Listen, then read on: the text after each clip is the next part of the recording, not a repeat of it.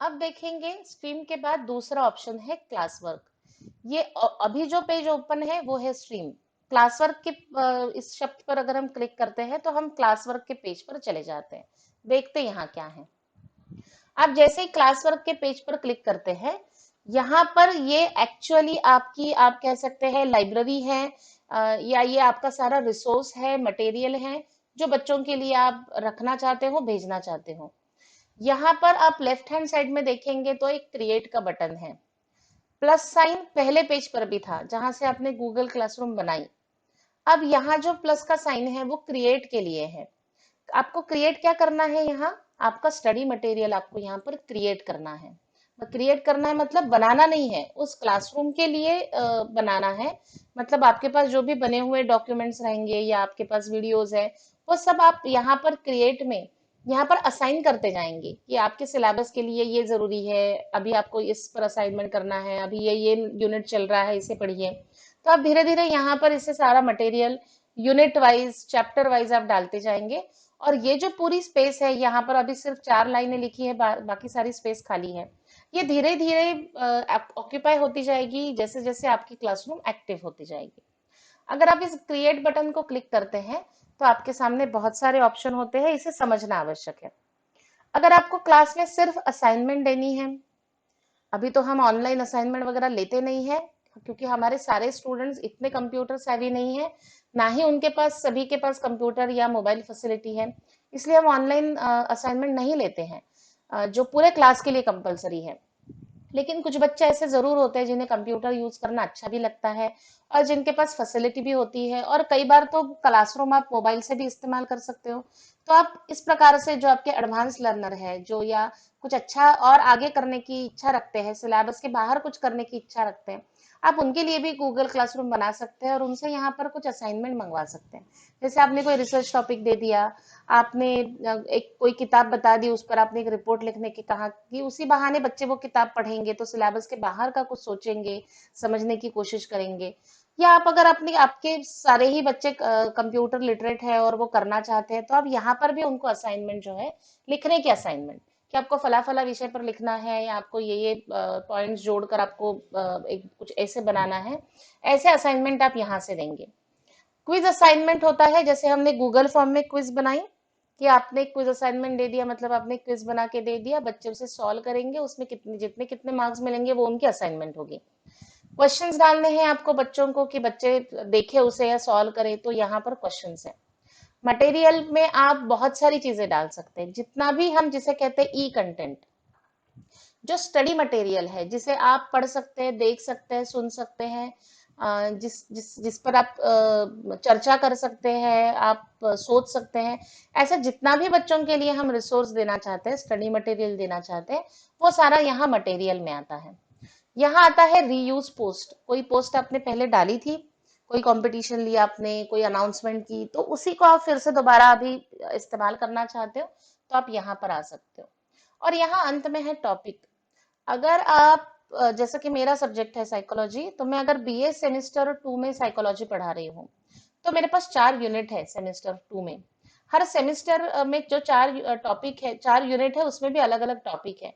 तो मैं अपनी जो क्लासरूम है, अगर मैं क्लास वर्क भी यहाँ पर डालना चाहती हूँ, तो ये जरूरी है या ये ज्यादा अच्छा रहेगा अगर हम यूनिट वाइज पहले टॉपिक बना लें, और फिर टॉपिक के भी अगर हम बनाना चाहें तो सब टॉपिक बना लें, और फिर उसके हिसाब से हम स्टडी मटेरियल जोड़ते जाए कि ये डॉक्यूमेंट पहले यूनिट के लिए है, ये वीडियो सेकंड यूनिट के लिए है, ताकि बच्चों को भी आसानी से वो मटेरियल मिल जाए, बहुत ज्यादा हौश पौश ना हो कि कहाँ कौन सी चीज आगे पीछे डाली हुई है।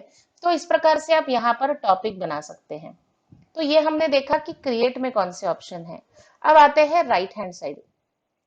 यहाँ पर लिखा हुआ है क्लास ड्राइव फोल्डर।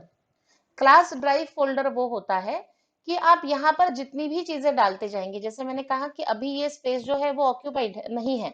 आप यहाँ जैसे जैसे कंटेंट डालते जाएंगे, जो भी कंटेंट आप गूगल क्लासरूम में डालते हैं, वो ऑटोमेटिकली क्लास ड्राइव फोल्डर में जमा हो जाता है। क्लास ड्राइव फोल्डर मतलब आपके गूगल क्लासरूम के लिए एक स्टोरेज ड्राइव है, जैसे हमारा गूगल ड्राइव है। तो वहां पर वो सारी चीजें जो है वो आपके क्लास ड्राइव फोल्डर में चली जाती है।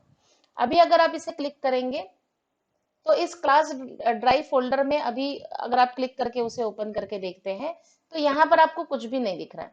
ये स्पेस आपके जीमेल के गूगल ड्राइव की ही है, लेकिन यहाँ पर क्लासरूम के नाम से अलग से वो फोल्डर अपने आप से डेवलप हो जाता है।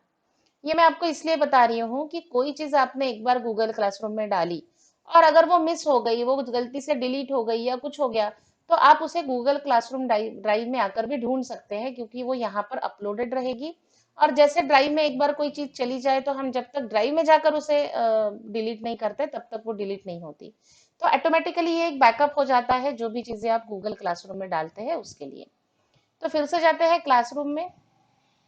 यहाँ पर जो भी मटेरियल हम डालते जाएंगे वो इस पेज पर दिखेगा, ये हमें पता है। अब हम हैं टीचर, ये है हमारी वर्किंग स्पेस, हमारी क्लासरूम। तो क्लासरूम में और क्या चाहिए? क्लासरूम में और चाहिए स्टूडेंट्स। यहाँ पर तीसरी जो टैब है पीपल, ये लोगों से संबंधित है। आप किस किस को इस गूगल क्लासरूम से जोड़ना चाहते हैं? अब आप किस किस को जोड़ना चाहते हैं इस विषय के लिए भी यहाँ दो वर्ग बनाए गए हैं, दो कैटेगरीज हैं, टीचर्स भी है और स्टूडेंट्स भी है। आप समझ के चलिए कि आप कोई ऐसा कोर्स ले रहे हैं जिसमें एक से अधिक टीचर पढ़ाते हैं, या आपने अगर समझो अपने कॉलेज में बीए के लिए ही आपके कॉलेज में बीए के 5 स्पेसिफिक सब्जेक्ट है, तो उतने ही सब्जेक्ट है, ज्यादा सब्जेक्ट नहीं है। तो आप वो 5 सब्जेक्ट के लिए एक ही क्लासरूम कॉलेज के लिए डेवलप कर सकते हैं, जहां पर एक एडमिन टीचर रहेगा जो सारी चीजों को एडमिनिस्ट्रेट करेगा या उसकी सेटिंग संभालेगा। और यहाँ पर टीचर में आप बहुत सारे टीचर को, यहाँ पर ये प्लस साइन है, इनवाइट टीचर, तो आप टीचर को ईमेल आईडी भेजकर इस क्लासरूम में इनवाइट कर सकते हैं ज्वाइन करने के लिए। इस प्रकार से आप जितने चाहिए उतने टीचर यहाँ पर जोड़ सकते हैं। फिर आप भी अपना मटेरियल डालेंगे, वो भी अपना मटेरियल डालेंगे। ये इसलिए सहूलियत इसकी होती है क्योंकि अगर बीए सेमेस्टर 2 में ए सेक्शन में 50 बच्चे हैं, तो वो 50 बच्चे वो पांचों सब्जेक्ट के होते हैं अगर कंपलसरी सब्जेक्ट है तो 5 अलग अलग क्लासरूम बच्चे भी देखेंगे, टीचर भी अलग अलग क्लासरूम में जाकर अपना डेटा बनाएंगे। उससे अच्छा है कि क्लासरूम एक ही रहे, टीचर 5 रहे, और वो अपने अपने टॉपिक के हिसाब से कैटेगरिकली अपना अपना पोर्शन वहां पे डाले।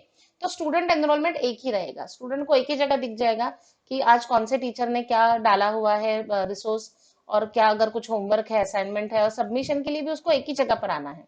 तो स्टूडेंट एनरोलमेंट भी हमें बार बार नहीं करना पड़ेगा और क्लासरूम क्रिएशन भी हमें बार बार नहीं करना पड़ेगा। ये पर ऐसी ही स्थिति में संभव है जब आपके कोर्स में ही आप इतने सारे लोग हैं या आपके सारे स्टूडेंट कॉमन है। अगर स्टूडेंट अलग अलग है तो आपको अलग अलग क्लासरूम बनानी ही पड़ती है। जैसे ऑप्शनल सब्जेक्ट है, किसी का साइकोलॉजी है, किसी का साइकोलॉजी नहीं है, जिसका साइकोलॉजी नहीं है उसका मराठी लिटरेचर है, तो वो मराठी लिटरेचर की क्लासरूम में एक बार जाएगा, एक बार साइकोलॉजी में आएगा। तो इस तरह से यहाँ पर प्लस साइन में ईमेल डालकर आप यहाँ पर टीचर्स को इनवाइट कर सकते हैं। उसी प्रकार से जहाँ स्टूडेंट्स लिखा हुआ है, अब यहाँ पर इनवाइट स्टूडेंट्स और गिव देम क्लास कोड, दो ऑप्शन है स्टूडेंट्स को जोड़ने के लिए। आप यहाँ पर सिर्फ ये जो क्लास कोड हमने पहले भी देखा था और यहाँ भी लिखा हुआ है, इसे आप बच्चों को भेज दीजिए, वो गूगल क्लासरूम में जाकर अपना कोड, आपका कोड देखकर आपके क्लास में आ पहुंचेंगे।